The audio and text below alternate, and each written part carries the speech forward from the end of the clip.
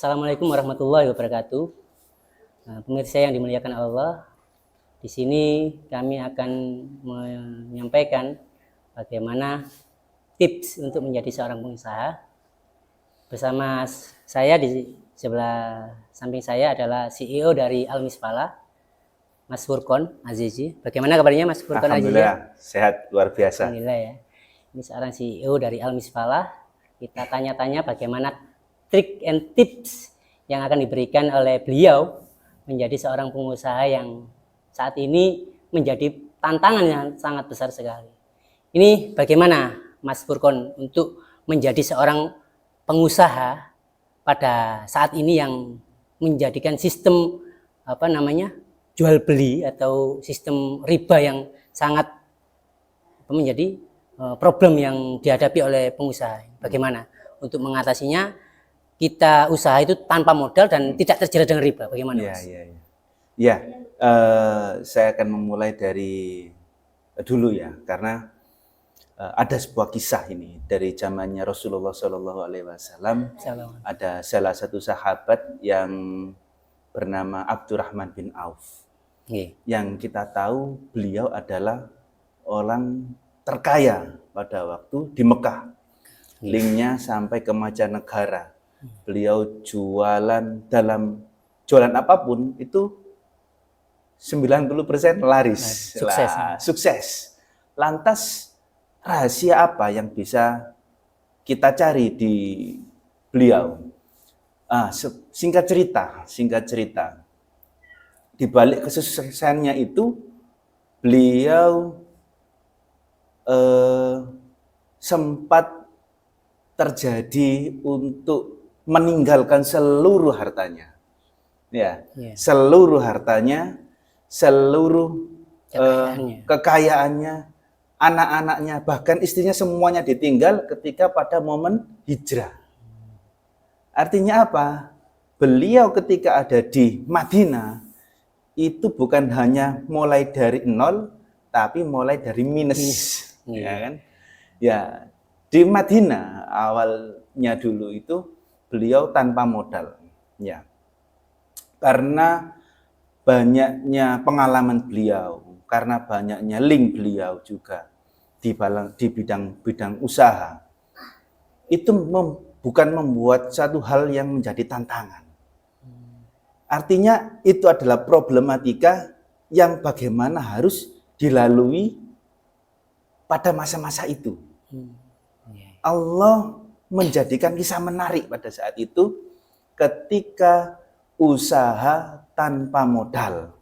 Lah, bagaimana cara memulainya? Jangan seperti generasi sekarang, ya kan, dikit-dikit ya minta modal ya, cari hutang. Cari hutang. Wah, itu yang paling krusial, itu memulai usaha dengan hutang.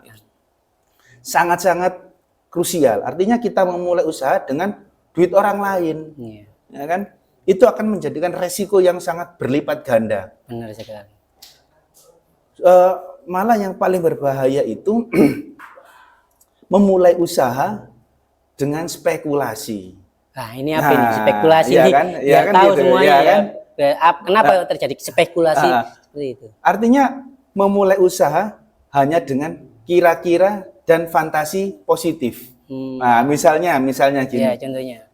Orang tidak pernah tahu tentang handphone, tidak pernah belajar tentang handphone, tiba-tiba dia mempunyai keinginan jualan handphone, dia pinjam modal dan jualan handphone. Nah, ini salah semua ini. Kenapa kok bisa salah? Karena dia tidak tahu pasarnya, segmennya di mana. Nanti ketika ada problematika dia nggak tahu, ya kan lah. Sebagaimana kita kembali ke kisah yang tadi. Ketika sahabat Abdurrahman bin Auf pertama kali pindah atau hijrah ke Madinah, yang ditanyakan adalah di mana pasarnya, ya kan? Pasarnya loh. Kenapa kok dia mencari pasar padahal tidak punya modal? Ya, artinya dia ingin menggambar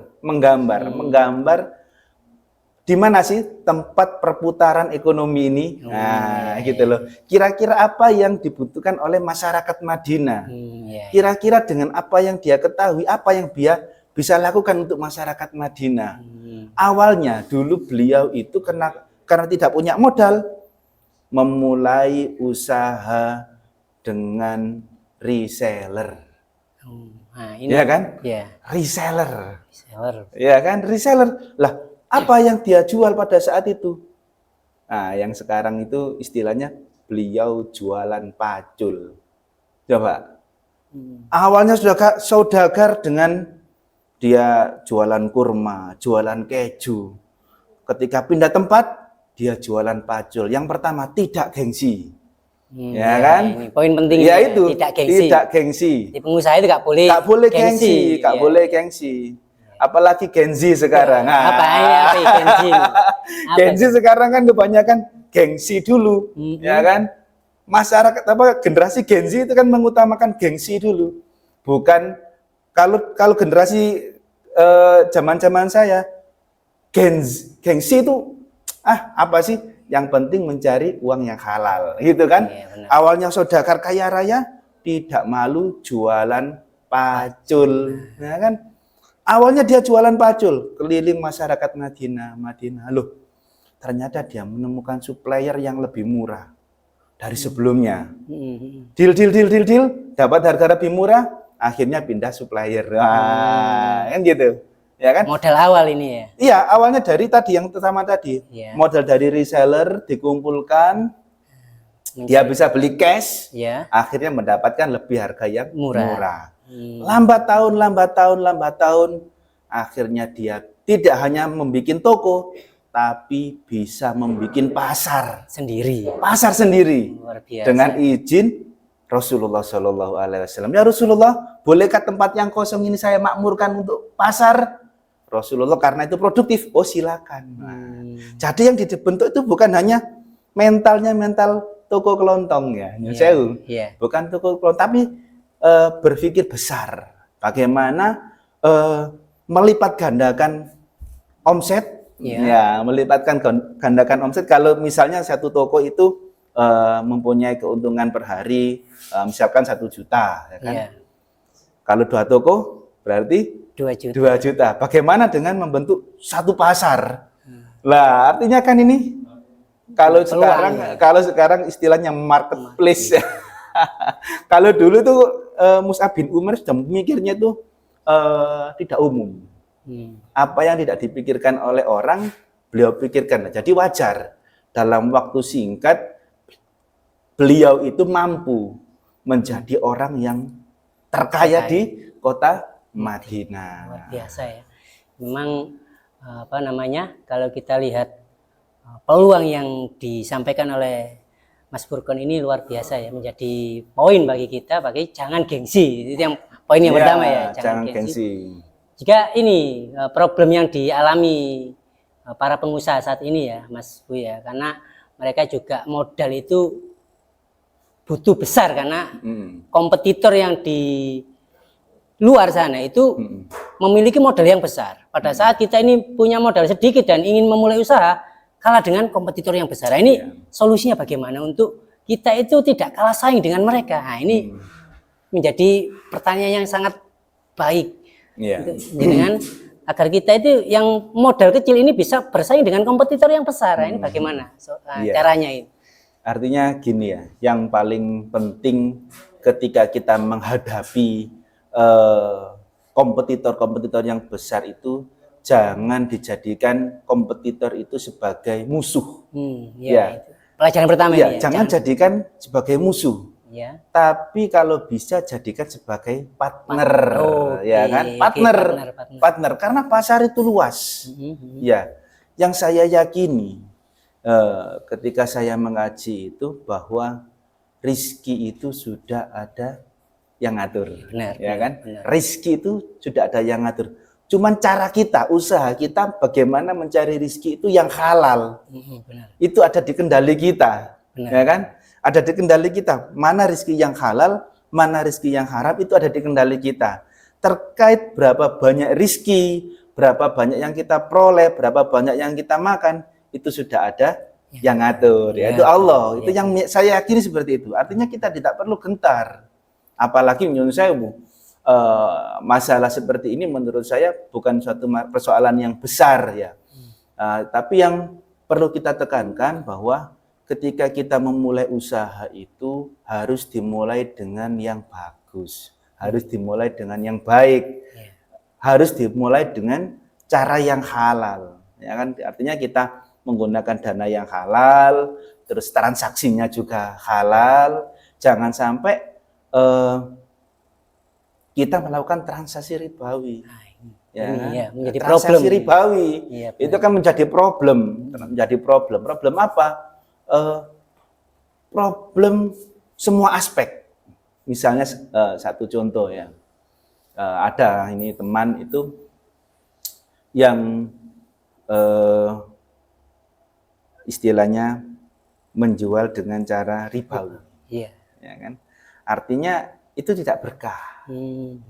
Sementara kita sebagai Muslim, keberkahan dalam usaha atau keberkahan dalam rezeki itu adalah core yang utama. Core yang utama. Kalau terkait dengan banyaknya itu relatif. Benar sekali. Bukankah Allah sudah menjanjikan pada kita kalau kita bersyukur akan bertambah nikmatnya. Benar sekali, Mas. Ya.